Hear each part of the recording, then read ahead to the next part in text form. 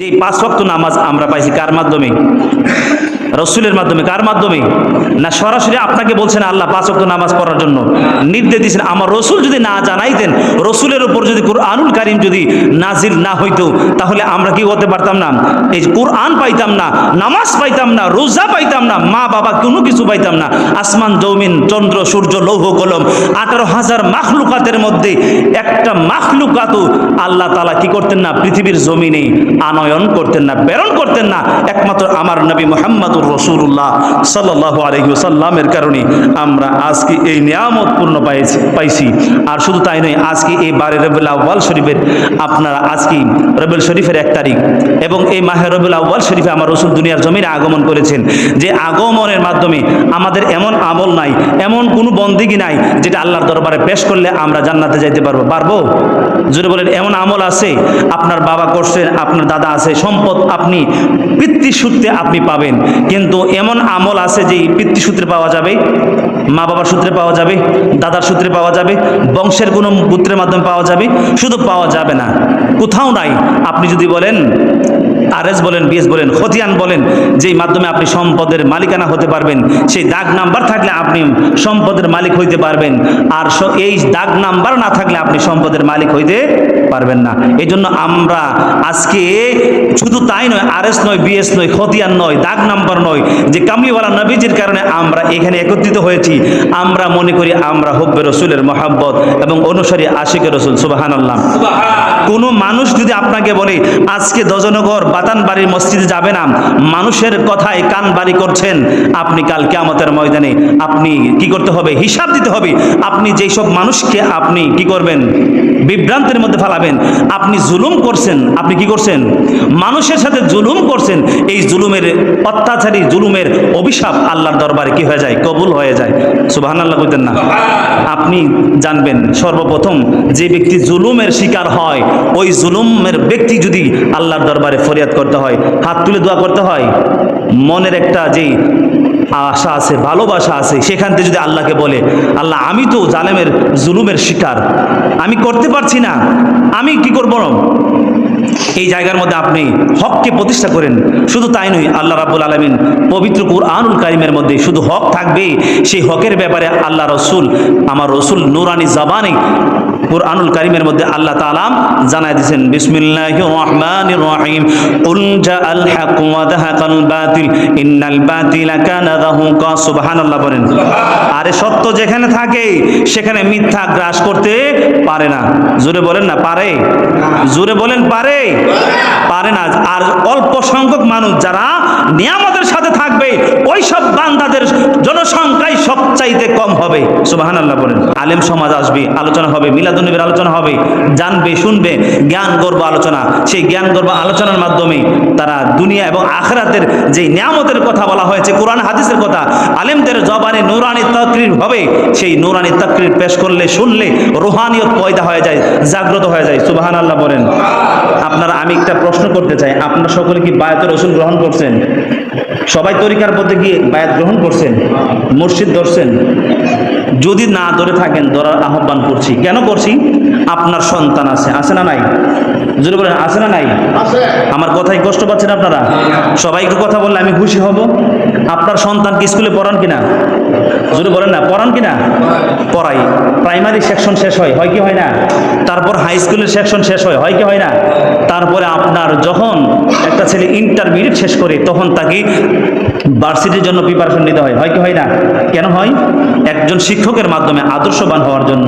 দুনিয়ার যেই জাহিরি জ্ঞান, এই জ্ঞান অন্বেষণ করার জন্য একজন শিক্ষকের শরণাপন্ন হইতে হয়, হয় কি হয় না? আর তরিকত আপনি রুহানিয়ত জাগৃত করলেন, আপনার ভিতরে মনুষ্যত্বকে যে অহংকার, দাম্ভিকতা রয়েছে, ওইটাকে নিরসন করার জন্য, অহংকার থেকে মুছে দেওয়ার জন্য আপনাকে তরিকতের বায়াত গ্রহণ করা দরকার।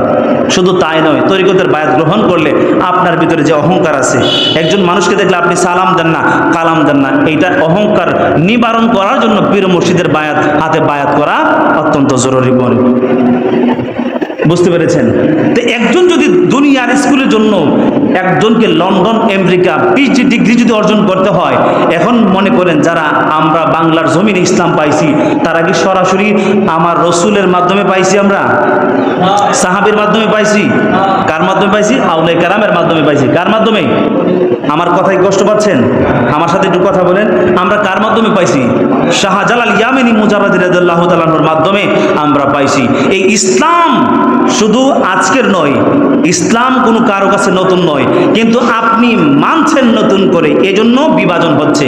বিভাজন তৈরি হচ্ছে আপনার আমার সন্তান, যে সন্তানগুলো আজকে ইসলাম থেকে দূরে সরে যাচ্ছে। আমি দুইটা উসুলের কথা বলবো। যারা কোরআন হাদিস পরে বুঝে, উসুল বুঝবে, শানে নজুল বুঝবে, প্রেক্ষাপট বুঝবে। এখন মনে করেন একজন হুজুর আছেন আপনাদের গ্রামে, তো এজন্য আপনি কোরআন হাদিস, উনি ফিকহের উপরে পড়াশোনা করছে।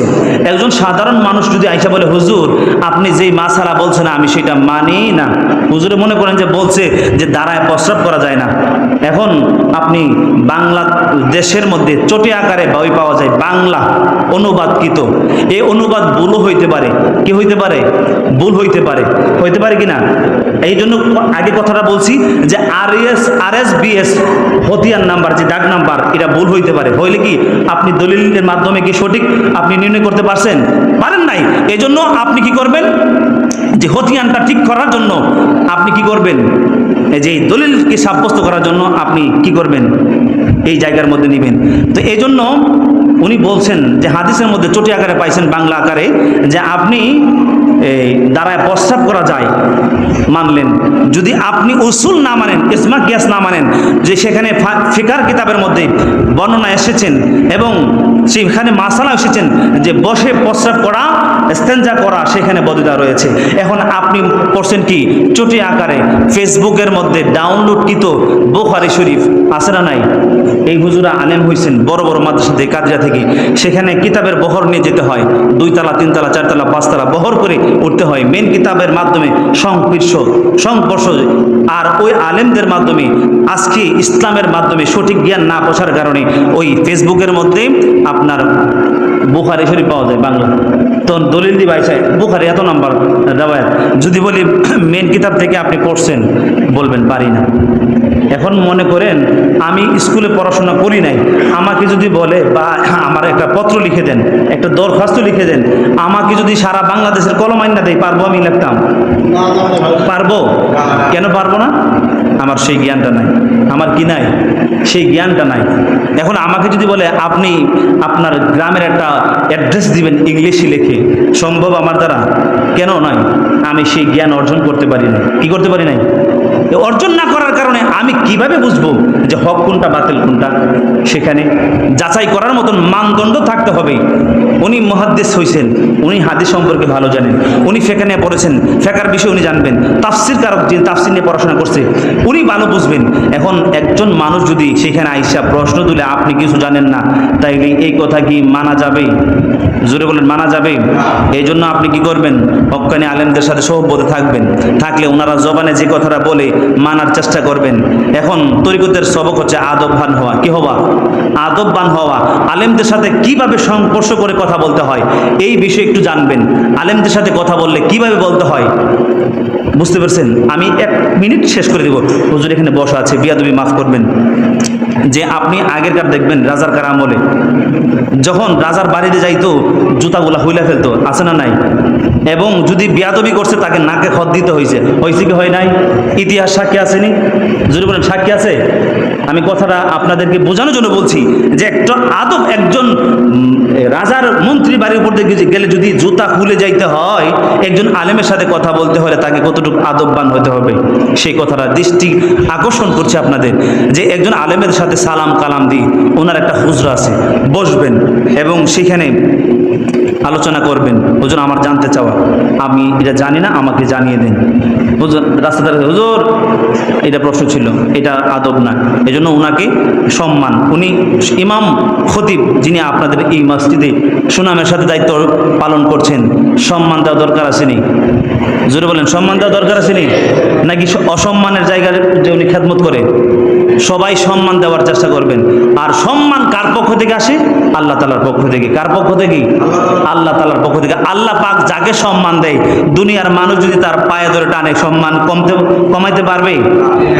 আমার অগুছালো বক্তব্য আপনাদের একটু খেদমতে বলার চেষ্টা করেছি, যে আমার কথাবার্তা যদি আপনারা কষ্ট পেয়ে থাকেন ক্ষমার দৃষ্টি দেখবেন।